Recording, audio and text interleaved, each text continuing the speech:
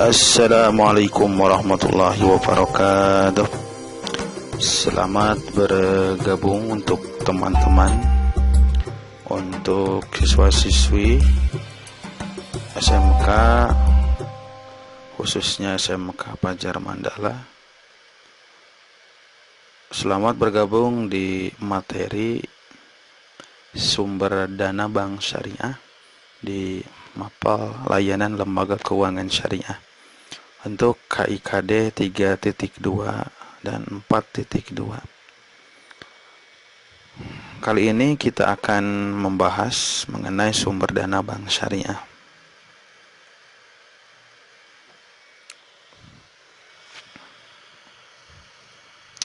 Sumber dana bank syariah, sebelum ke sana akan sangat mudah sekali kita memahaminya tentang sumber dana bank syariah ketika kita memahami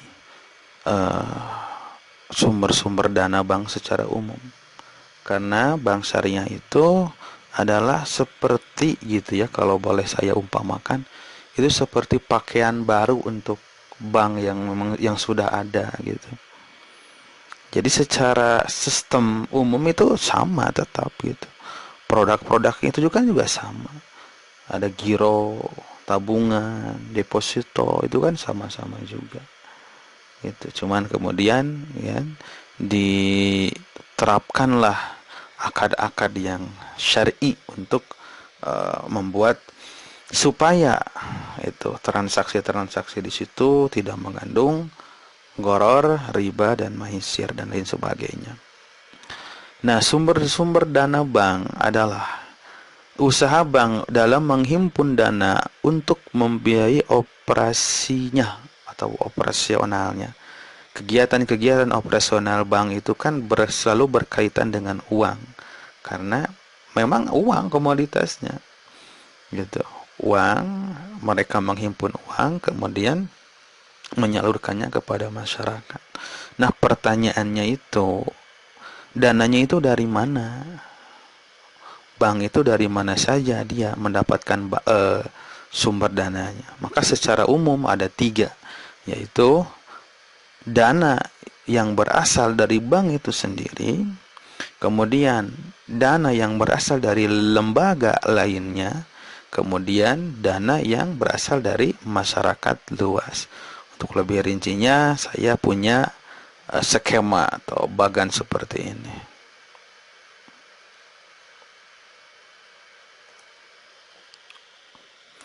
Nah, sumber dana bank sebagaimana tadi kita kemukakan ada 3 ya, modal sendiri, dari lembaga lain, dan dari masyarakat. Nah, untuk dana dari modal sendiri ini seperti modal yang disetor. Maksudnya, jadi ketika awal pendirian pendirian bank gitu ya, maka orang-orang yang mendirikan bank tersebut dia menyertakan sebagian atau semuanya, terserahlah ya, dia menyertakan uangnya, hartanya sebagai modal pada taraf pendirian itu. Karena dalam proses pendirian bank itu kan harus ada sedemikian uang ya, sejumlah uang yang telah ditetapkan oleh Bank Indonesia gitu sebagai syarat pendirian bank gitu. Kemudian cadangan-cadangan gitu. Jadi setiap 1 tahun perputaran usaha bank itu ada dana-dana yang ditetapkan sebagai cadangan untuk melakukan kegiatan operasional di tahun berikutnya. Kemudian laba yang ditahan gitu. Jadi dana-dana yang secara prinsip, secara administrasi gitu, secara prinsip lah sudah menjadi milik bank tersebut, namun belum dapat dicairkan atau belum terbukukan di bank itu gitu. Contohnya. Kemudian ada sumber dana bank yang dari pihak luar, dari lembaga luar gitu. Contoh seperti pinjaman dari bank lain, sah-sah saja kalau bank mau minjam lagi ke bank lain. Atau tidak harus bank lagi, mungkin bisa lembaga lain, lembaga pemerintah, mungkin ada dana hibah atau lain sebagainya. Atau pinjaman dari luar negeri, silahkan. Atau hibah dari mana gitu, silahkan saja. Gitu. Kemudian pinjaman dari bank sentral. Dalam hal ini BI juga memberikan pinjaman kepada bank-bank gitu, yang bank umum lah gitu, bank yang ada di bawah apa namanya, di bawah naungan BI itu. Kemudian ada dana dari masyarakat. Dana dari masyarakat itu yang kita kenal dengan produk-produk bank itu ya, giro, tabungan, deposito gitu. Nah, dana dari masyarakat ini yang nanti lebih luas gitu. Karena ya ini nanti yang menjadi sumber atau kantung-kantung sumber dana bank yang terbesar itu ya dari sini, dari produk ini, giro, tabungan, dan deposito. Karena produk ini, kantung ini kan disebar luas kepada masyarakat secara meluas juga, sehingga bisa menghimpun dana yang lebih luas lagi tentunya. Dan nanti pembagian sumber dana bank dari masyarakat ini, nah ini nanti akan ada corak perbedaan ya, antara yang membuat ada perbedaan antara antara sumber dana bank umum dengan bank syariah.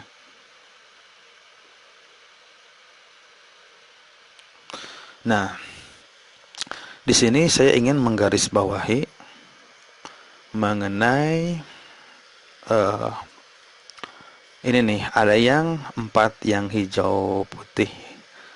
Nah, ini sebenarnya yang dimaksud sumber dana bank syariah di sini ada wadiah, mudharabah mutlaqah, kemudian musyarakah gitu. Kemudian ada mudharabah muqayyadah.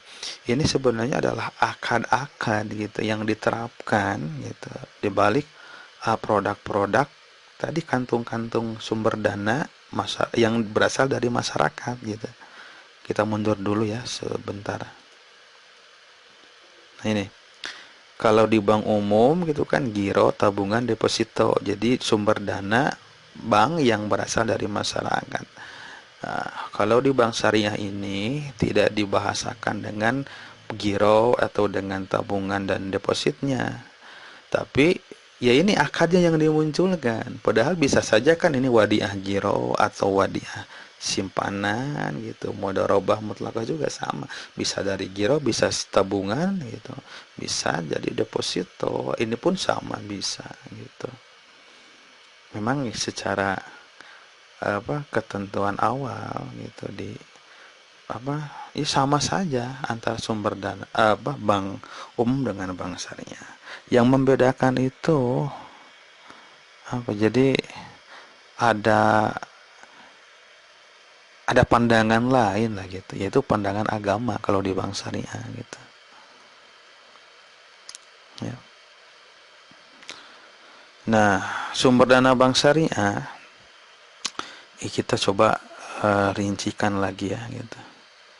Sumber dana bank syariah diperoleh dengan cara menghimpun dana dari nasabah yang kemudian digunakan untuk menggerakkan seluruh kegiatan perbankan yang berpengaruh pada kegiatan perekonomian. Perputaran dana diperlukan untuk memperoleh keuntungan yang kemudian keuntungan ini akan dibagi antara bank dan nasabah dengan menerapkan prinsip mudharabah bagi hasil yang seadil-adilnya sesuai dengan kesepakatan yang sudah terjalin di awal penerimaan dana. Ini kita coba hadirkan secara lebih lebih rinci gitu mengenai sumber dana bank syariah. Gitu. Kalau tadi kita bedakan ya pembahasannya, jadi ada yang dari bank itu sendiri, kemudian ada yang dari lembaga lain, dan ada yang dari masyarakat. Tapi ini kita acak gitu, kita buat menjadi ada 6 sumber dana bank syariah. Apa? Yang pertama adalah modal. Modal ini adalah hal yang modal sumber dana yang paling penting sejak awal sebelum dibentuknya bank syariah.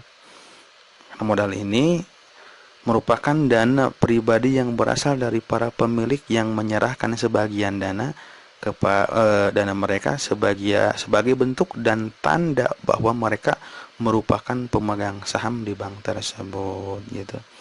Ya, kita mengenal itu di materi pendirian bank ya, di dasar-dasar perbankan atau perbankan dasar. di kelas 10 gitu. Di situ kan ada sejumlah uang yang telah ditetapkan oleh BI nominalnya sebagai syarat pendirian bank gitu ya. Kemudian rekening giro. Wah, rekening giro. Nah, berarti kalau kita mengacu ke pembahasan yang sebelumnya, ini kan termasuknya sumber dana yang dari masyarakat itu ya, yang dari masyarakat. Itu. Giro itu ada yang wadiah, itu umumnya sih wadiah, tapi ada juga yang mudharabah. Gitu. Kemudian ada lagi yang rekening tabungan, sama ini juga bagian dari sumber dana yang berasal dari masyarakat. Tabungan yaitu layanan dari bank syariah yang memungkinkan menerima simpanan atau tabungan dalam bentuk rekening tabungan dari nasabah. Penggunaan dana yang diterima dalam bentuk rekening tabungan dapat digolongkan menjadi 3 jenis kesepakatan. Jadi yang biasa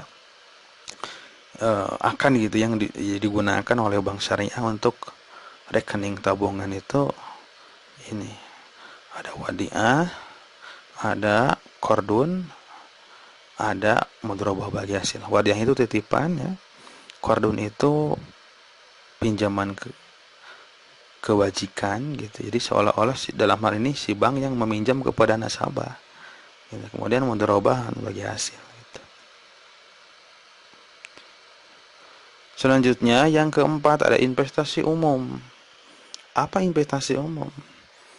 Rekening investasi umum disebut juga dengan investasi tidak terikat, merupakan dana yang dihimpun oleh bank syariah dari dana simpanan para nasabah, di mana dana ini umumnya merupakan tabungan berjangka pendek. Tujuan penghimpunan dana dalam rekening investasi umum lebih pada keinginan untuk mendapatkan keuntungan yang lebih daripada hanya sekedar mengamankan tabungan.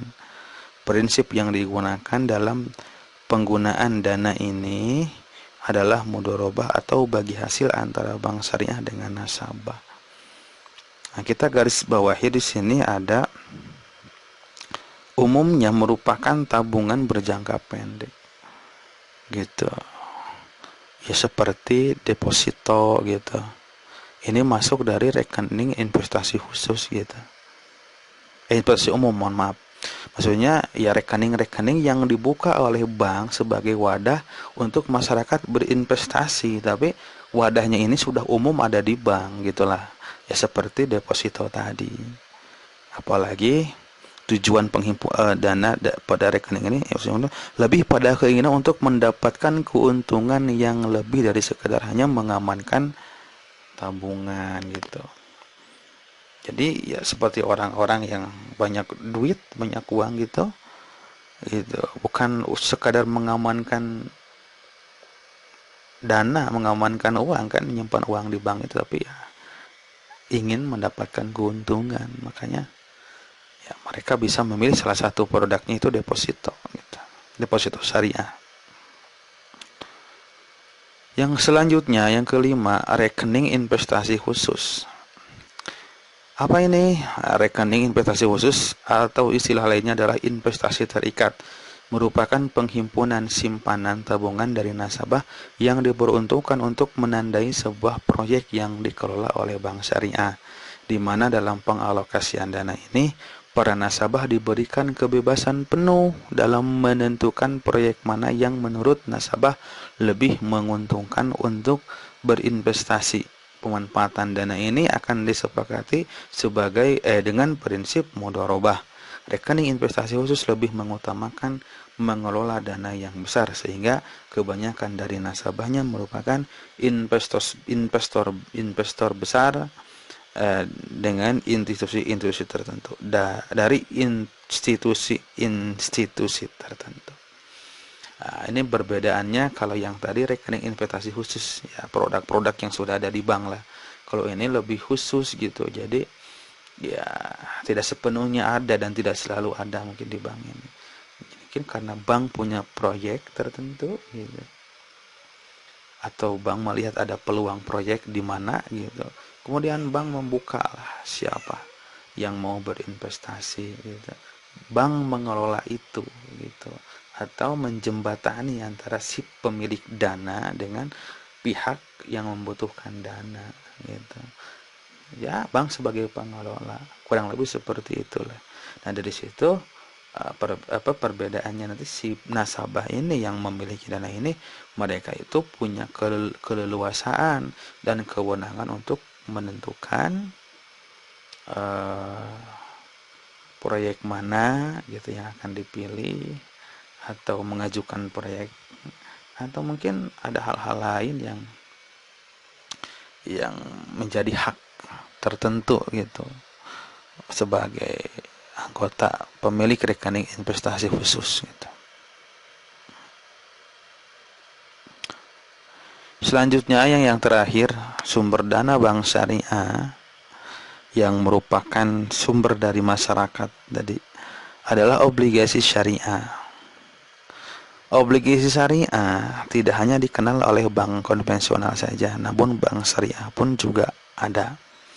Nah, untuk lebih dalam kita mengenal lebih tentang obligasi syariah, memang kita harus tahu dulu obligasi secara umum, obligasi bank konvensional gitu. Nah, untuk memahami itu kita coba bandingkan dengan saham. Saham itu kan surat berharga, obligasi juga surat berharga. Perbedaannya, saham itu adalah bukti bahwa pemilik saham itu, pemegang saham itu, dia punya andil kepemilikan pada perusahaan tertentu. Dan ketika perusahaan tadi mendapatkan laba, keuntungan, maka pemilik saham pun dia berhak atas keuntungan perusahaan tadi. Kalau obligasi itu surat berharga yang dengannya pemegang obligasi tadi, dia itu tercatat secara administrasi sebagai pemilik piutang kepada pihak tertentu yang membutuhkan dana tadi. Gitu contohnya nih ya, saya itu sebagai nasabah gitu, yang punya uang. Kemudian bank membuka obligasi. Kemudian di situ itu ada pihak yang membutuhkan dana gitu. Maka perusahaan itu datang kepada bank gitu. Karena butuh dana untuk menjalankan perusahaannya. Bank ini dia membuka obligasi. Intinya siapa yang mau ikut gitu, membiayai atau mendanai perusahaan tadi untuk menjalankan bisnisnya. Gitu. Maka para nasabah ada yang menyertakan modal itu. Nah, modal disertakan diberikan dulu kepada bank yang kemudian diarahkan ke perusahaan. Nah, si nasabah nanti memegang surat tanda penyertaan modal tadi, yang itu disebut namanya obligasi. Kurang lebih seperti itu obligasi syariah. Nah, obligasi syariah ini adalah salah satu gitu bank mendapatkan sumber dana dari masyarakat. Demikian pemaparan atau materi sumber dana bank syariah, mudah-mudahan bisa dipahami dan mudah-mudahan bermanfaat. Wabillahi taufiq wal hidayah. Wassalamualaikum warahmatullahi wabarakatuh.